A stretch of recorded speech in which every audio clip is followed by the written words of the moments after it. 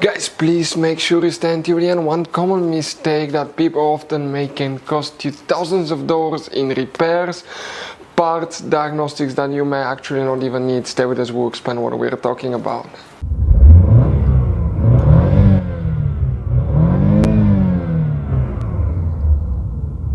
Hey guys, welcome back to Electrical Car Repair Live. Thank you guys for watching and subscribing to the channel. Today guys will be super helpful video to any of you having a Chevy Tahoe or Chevy Suburban, that generation here from year 2014 to year 2020. If you have a problem where the air conditioner does not work, air conditioner compressor is not working, you wonder what causes that, how we can fix it. What we guys by the way see quite often here at the garage, it could be simple fix. We will talk about that, we will explain where you can buy cheap parts and tools, that way guys you do not waste your money and time. All that will be covered absolutely free for your convenience. Please make sure you stay until the end. So before we start guys, let us tell you a little bit about us. Every single car we get here at the garage, we try to make at least 200 to 300 free repair videos. We take them guys completely apart, we show you how to fix engines, transmissions, bodywork guys, engine codes, transmission codes, fuses, relays as well guys. Why we do all that? Because our mission in the shop is to save as much money as we can. All we need in return, please subscribe to the channel, like the video, that way we can keep making these free videos. Guys, we have more than 15,000 free repair videos on our YouTube channels that can save you thousands of dollars in future repairs. And if you guys need to buy any parts, tools at a good price, quick shipping, that way do not waste money and time. We'll put the link in the description of the video below for your convenience. Please check it out. So guys, if the air conditioner does not work, multiple things can cause that, and sometimes it could be something that's not even directly related, kind of. Most people don't even think about it. We'll explain about that in a second, but it could be super simple fix, such as a bad fuse or relay. So we need to explain now where you can expect to find them guys. We will demonstrate on that generation Chevy Tahoe, Chevy Suburban. Both of these vehicles are built on the same platform, so it should apply to both. The main difference is that Tahoe is a little bit shorter. By the way guys, you have up to 5 different hidden fuse boxes in that SUV. 9 out of 10 people that own it do not know where they're located. That's why we made a special video on our YouTube channel about fuse box location and diagram on Chevy Tahoe, Chevy Suburban. It's called Chevy Tahoe, Chevy Suburban fuse box location and diagram. Go ahead and open the driver door first. Here on the side of the dash you have one cover. Pry that cover open. Behind it you're going to find a fuse box with a layout like this one here. Before we guys continue, let's explain quickly why it's always a good idea to test fuses and relays.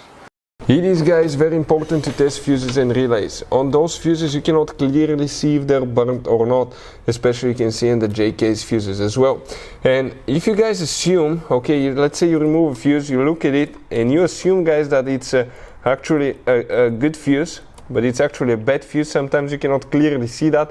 What can easily happen guys at that point, you can put the bad fuse in and you start replacing parts and tools that you don't need to, so you lose your time, you lose your money to fix a problem that doesn't exist, when all we had to do is test the fuse and replace it. We'll put a link to a special video that will teach you how to test fuses, how to check relays very easily as well guys. So check it out, it will be in the description of the video below. Here guys, what do we need to check? Let's zoom in. First guys, you need to check fuse number 24. We're talking about this double 15 amp fuse. That fuse is known as micro 3-blade fuse. They're hard to find or often quite overpriced. We'll put a link in the description of the video below where you can get it, that way do not waste money and time. The next one that you need to check is fuse 28. Again, double fuse right here. Next you need to open the passenger door. On the side of the dash, just like you did on the driver's side, you have a cover. Pry that cover out and you're going to find a fuse box with a layout like this one here. What do you guys need to check here? Okay, fuse number 45 right here.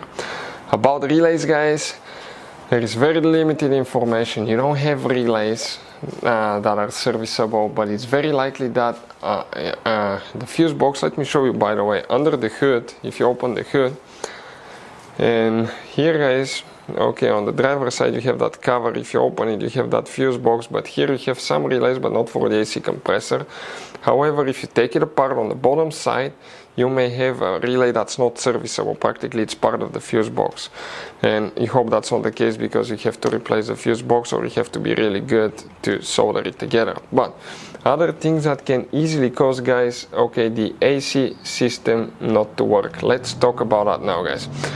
First thing, you want to make sure that your serpentine belt, okay, is on. That's the serpentine belt that drives the AC compressor.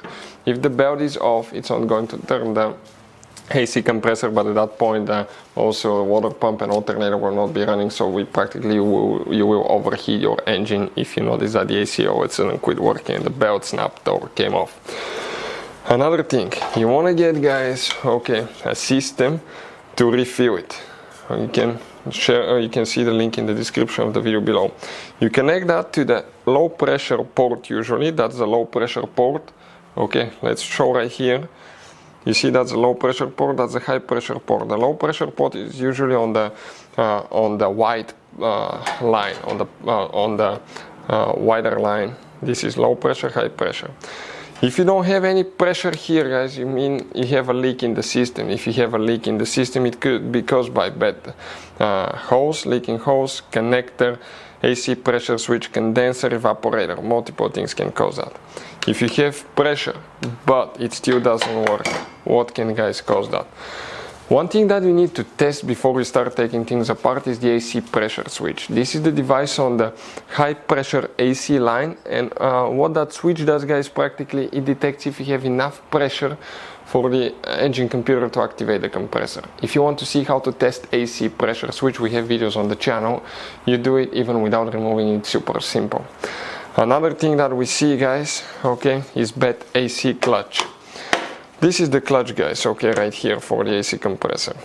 You see, that's the clutch that's installed on the AC compressor, and what it does, okay, when you press the button, the magnetic coil, which is right here, it's going to pull the outer clutch and activate it, and the compressor will start turning.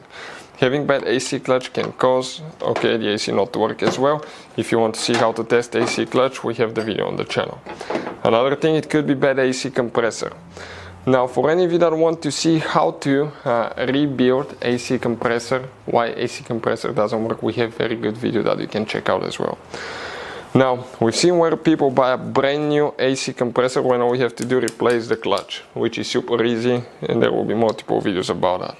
Or that little device. This is known as AC compressor solenoid. AC compressor pressure solenoid. What it does, it kind of like has a variable duty on the compressor, so when you turn it on, you don't notice the engine jerking like back in the day. Everything's smooth and the compressor can run at lower capacity. That way it can improve fuel efficiency as well. If you want to see how to test AC compressor solenoid, AC compressor pressure solenoid, we'll have videos on the channel. You don't need to buy a new compressor, this one is replaceable. They're not very hard to do that. Multiple videos will be on our channels how to do that. Next, you checked everything, right? You check compressor, you check pressure, everything is good. You tested the clutch, everything is perfectly fine. Test your radiator fan. Check fuses and relays for the radiator fan. Any of you that need to see that, will have the video on our YouTube channel. If the radiator fan does not work, the AC will not work. Why? Because the engine computer will turn the compressor off. That way the Chevy Tahoe or Chevy Suburban has a lower chance to overheat. So bad radiator fan or radiator fan that doesn't work can cause the AC not to work. Another thing, fan works, compressor, everything checks out fine.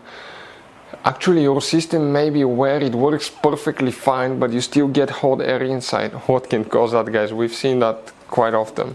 This is known as blind door actuator. This thing attaches to a flap behind the dash that regulates from hot to cold. If you have dual climate control, you have two of those, one on the driver's side, one on the passenger side.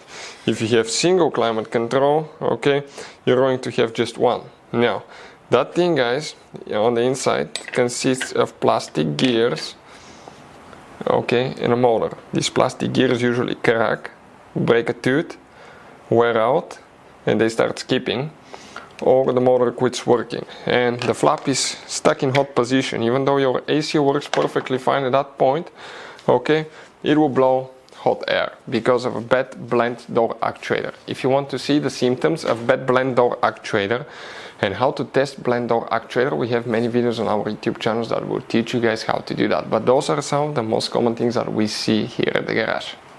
So guys, I want to show you now something. Okay, check this thing out. You have all different kinds of fuses, relays, circuit breakers, something that could be really hard to find, and if you're in the middle of nowhere, you don't have a replacement one, you may end up being stuck, guys, in the middle of nowhere, or they can be seriously overpriced. So what we do, we usually buy some spare ones, we put in the glove box for a peace of mind. We'll put the link in the description of the video below where you can get them at a good price, quick shipping, that way you do not waste money and time. Hopefully the video will be helpful. Thank you for watching and see you guys next time.